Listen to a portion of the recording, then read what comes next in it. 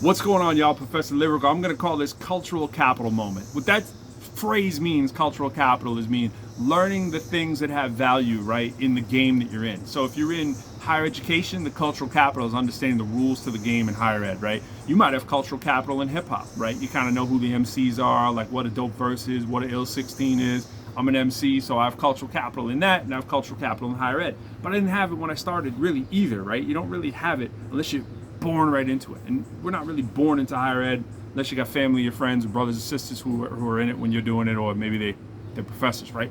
So if that's not you, I got some things for you. So I want to say this first of all. Let's take a little quiz. What's the first degree you can get in college? No, it's not a bachelor's, it's an associate's, right?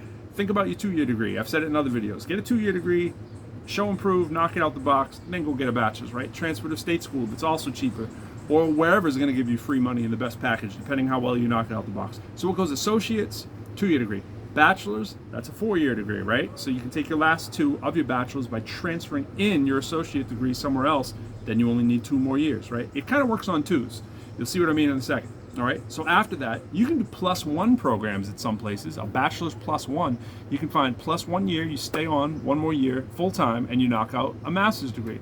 A master's degree typically takes 2 years for a lot of people because it's hard to knock it out in 1 year. But my master's degree was 10 courses. It was in mathematics. Now, I did not knock it out in 1 year. I did it 1 course at a time, 2 courses at a time in a couple semesters. So it took multiple years, right? But you can knock it out the box if you find a +1 program. Business has those. Sometimes you can get an MBA +1 program. Time is money, baby. If you want to get an MBA, I mean, they're not really the same worth maybe that they used to be, but MBAs are still, they have value. If you want to get an MBA somewhere, find out if they have a +1 program when you come in.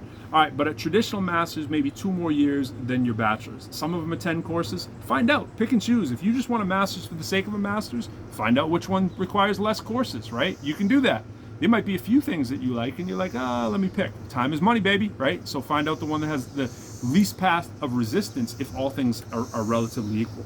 A doctorate degree, kind of the same idea. You could technically knock out a doctorate degree, maybe 2 years at some places, but typically not. Unless you go nuts, right? And you take it at like a full-time pace. And let's face it, who has the ability to do full-time with, needing a job, unless you got the sugar mama or daddy or parents or whatever take care of you. But if you can do it, great. But normally 3 to 7 years is kind of on average. Some people 10. 10 is the max, right? So that's what you're looking for at each level of degree. But I want to talk about this too. Courses, course time, 50 minutes times 3.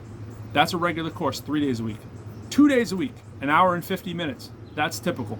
And you can do 1 day a week if you want to at some schools, and you can change it from 6 weeks, 8 weeks, 12 weeks, or 16, especially in the summer. Find out if your school offers them.